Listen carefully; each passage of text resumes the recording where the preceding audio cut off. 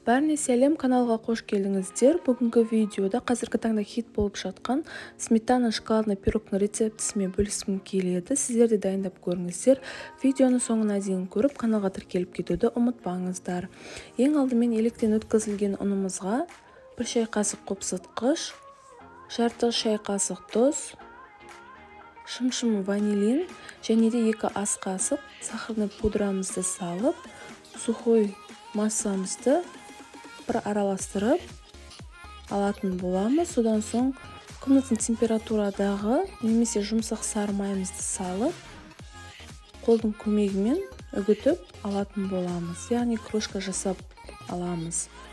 Көріп тұрғандарыңыздай, дайын болған крошкамыздың үстінен бір жұмыртқаны жарып салып, 3 ас қасық салқын суымызды қойып, қолдың көмегімен қамырымызды біріктіріп алатын боламыз. Осындай жұмсақ қамыр шығады. Холодильникке салафанға салып 20 минутқа салып аламыз.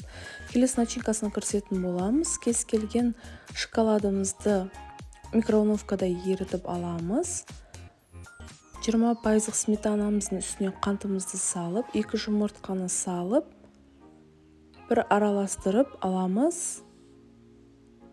Жақсылап.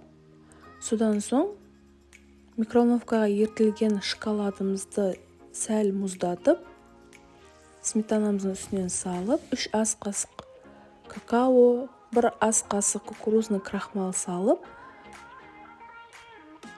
жақсылап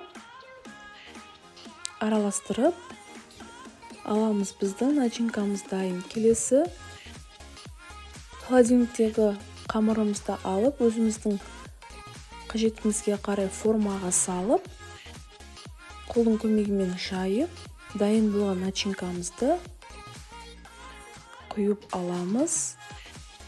Көріп тұрғандарыңыздай дайын.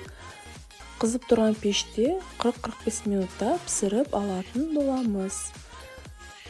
Біздің пирогымыз пісті, өте дәмді, иісі керемет болып шығып тұр.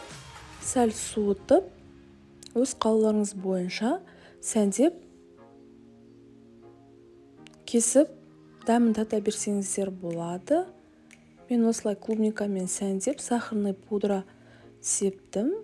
Өте дәмді болып шықты. Міне біздің пирогымыз дайын.